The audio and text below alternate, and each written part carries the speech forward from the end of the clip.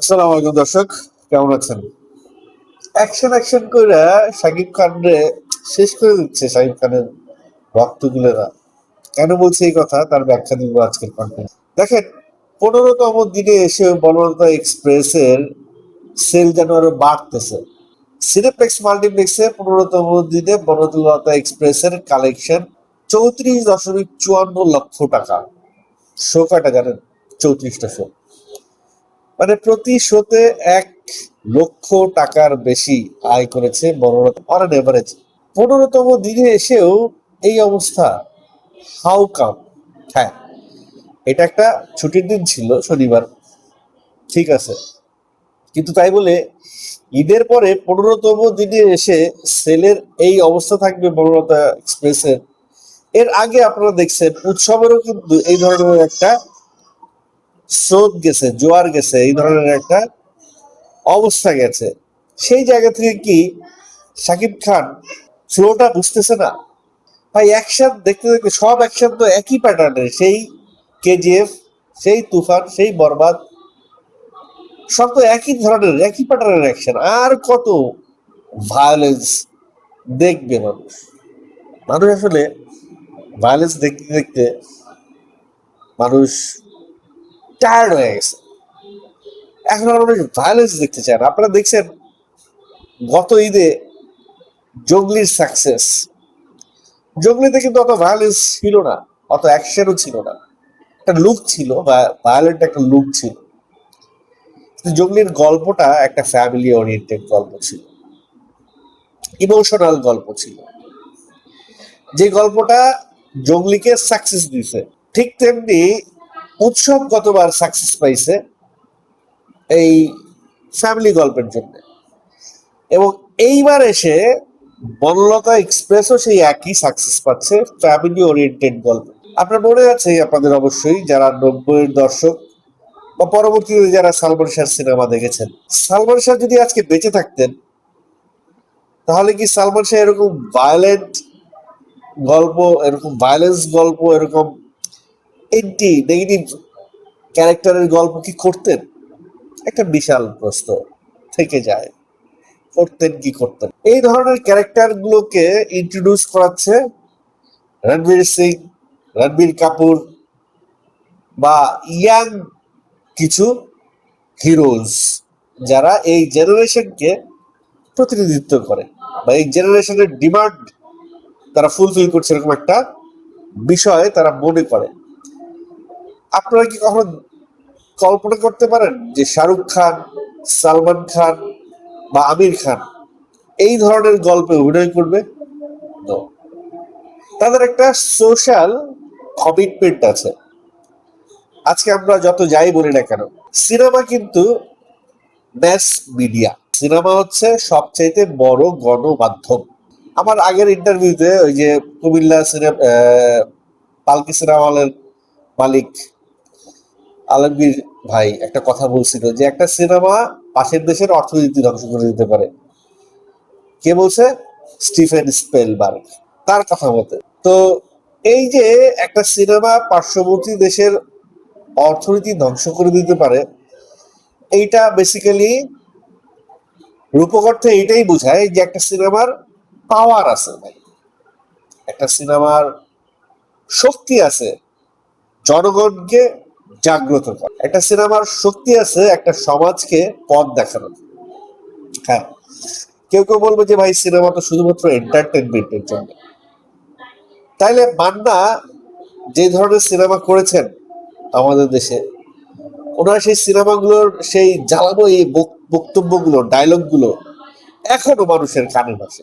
তার প্রতিটা সিনেমাই ছিল দুর্নীতির বিরুদ্ধে, অপসংস্কৃতির বিরুদ্ধে, রাজনৈতিক অপসংস্কৃতির বিরুদ্ধে। মানে একটা না একটা বিশাল মেসেজ তার সিনেমায় পাওয়া যায়, যার কারণে মান্না হয়ে উঠেছিলেন মহানায়ক বাংলাদেশের। শাকিব খানও সেই পথেই কিন্তু এগিয়ে যাচ্ছিলেন, কিন্তু শাকিব খানকে কিসে পেয়ে বসলো আমি জানি না। তিনি এনিমেলের মতো সিনেমা অনুকরণ গল্পে বা ওই ধরনের ফরম্যাটের গল্পে তিনি অভিনয় করা শুরু করলেন। এন্টি ক্যারেক্টার, হ্যাঁ, করতেই পারেন, একটা দুইটা সিনেমা এরকম করতেই পারেন। ডাইভার্সিফিকেশনের দরকার আছে। তিনি খুঁটি শিকদার করছেন, তার 12 বছর পরে 13 বছর পরে বা 20 বছর পরে একটা সিনেমা করলেন, আবার 15 বছর পরে 5 বছর পর একটা করেন। পর পর একই ধরনের গল্প করাতে যেটা হচ্ছে যে শাকিব খানের গল্পের পরিবর্তন পাচ্ছে না দর্শক। এতে করে প্রিন্স মুখ থুবড়ে পড়েছে। প্রিন্স একটা রিপিটেশন অফ শাকিব খানের প্রিভিয়াস পিকচার্স। আগের সিনেমাগুলো রিপিটেশন ছাড়া কিছুই না, যার কারণে দর্শক কিন্তু ঘুরে যাচ্ছে। দর্শক চাইতেছে যে ডিফারেন্ট গল্প দেখতে চায় শাকিব খানের কাছ থেকে। শাকিব খান হয়তো বুঝতে পেরেছেন, তিনি সোলজারে গেছেন, সোলজারের পরে রকস্টারে আসছেন, কিন্তু একটা রিসেন্ট ঘোষণা এসছে যে শাকিব খান মেহেদী হাসান হৃদয়ের বরবাদ 2 আগামী ঈদের 2027-এর ঈদ উল ফিতরের জন্য করবেন। আমি জানি না বরবাদ যতটা সাকসেস পাইছে বরবাদ 2 অতটা সাকসেস পাবে কি না, কারণ ওই যে রিপিটেশন কেউ পছন্দ করে না, রিপিটেশন কেউ চায় না।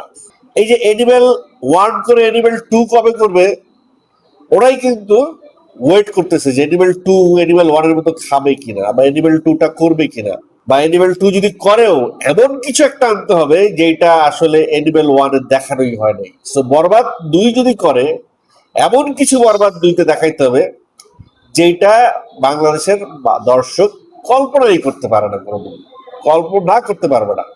তো আমার মনে হয় করুক, শাকিব খান বরবাদ 2 করছেন ঈদ উল ফিতর 2027-এর জন্য, করুক, ইটস ওকে।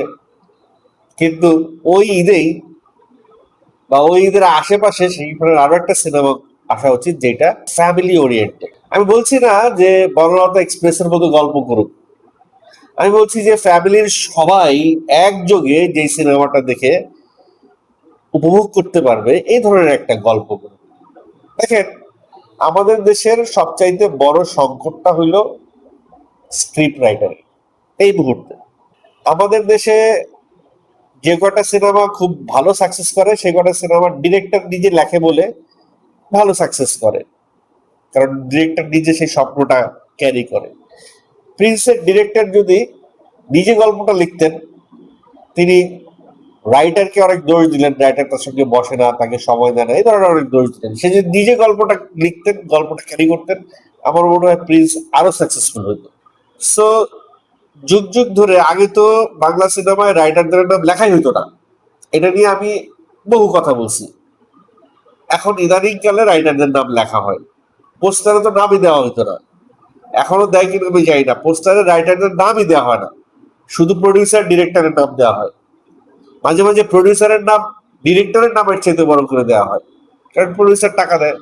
একটা সিনেমার প্রাণ যে জিনিসটা, সেই জিনিসটাই যদি ঠিক না থাকে, একটা সিনেমার ভিত, গাঁথনি, ফাউন্ডেশন যেটা, সেটা হচ্ছে সিনেমার স্ক্রিপ্ট, সেটাই যদি স্ট্যান্ডার্ড না হয় তাহলে সিনেমা কি করে স্ট্যান্ডার্ড হবে? মেজবাউদ্দিন সুমন যে প্রিন্স লিখেছে তার বিরুদ্ধে অনেক অভিযোগ আছে, তাকে নাটকের আব্দুল্লাহ জহির বাবু বলা হয়, অনেকেই বলে, অনেকে ফেসবুকে স্ট্যাটাস দিয়েও বলে, কারণ তিনি নাকি কপি পেস্ট করেন। তো প্রিন্সে সেই কপি পেস্টের, তুফানের কপি পেস্টের একটা প্রভাব রয়ে গেছে গল্পের প্যাটার্ন, গল্পের পদ্ধতিগত দিক, শাখা প্রশাখা সবকিছু মিলিয়ে।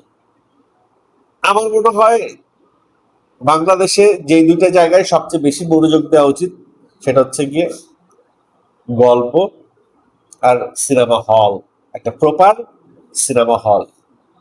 এখন পরাণ যখন সুপারহিট হয়েছে, পরাণ যখন দর্শক খাইছে, পরাণে কিন্তু কোনো সুপারস্টার ছিল না।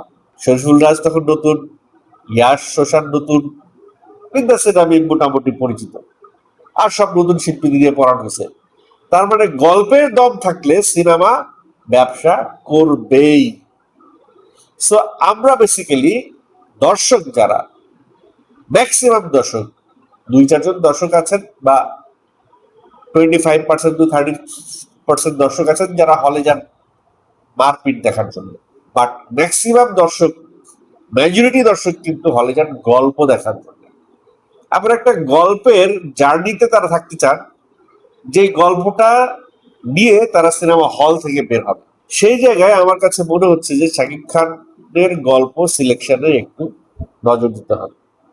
তার প্রিভিয়াস অতীতের বন্ধু এমডি ইকবাল একটা কথা বলেছে, শাকিব খান গল্প বুঝে না। মাঝে মাঝে আমারও মনে হয় আসলেই কি শাকিব খান গল্প বুঝে না কি।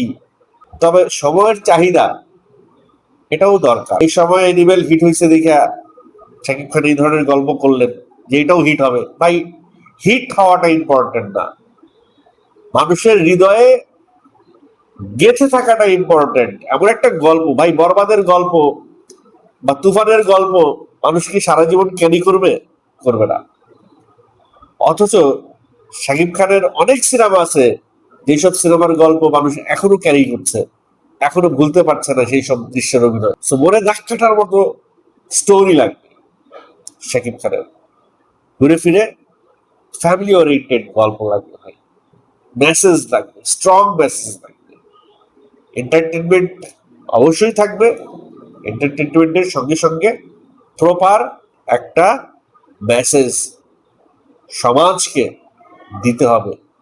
কারণ সোশ্যাল কমিটমেন্ট বলে একটা দায় থাকে মেগা স্টারদের, যেটা সালমান খানের আছে, যেটা অমিতাভ বচ্চনের আছে, যেটা শাহরুখ খানের আছে, যেটা আমির খানের আছে। সো শাকিব খান যদি 100 বছর বেঁচে থাকতে চায়, তাকে গল্প দিয়েই বেঁচে থাকতে হবে।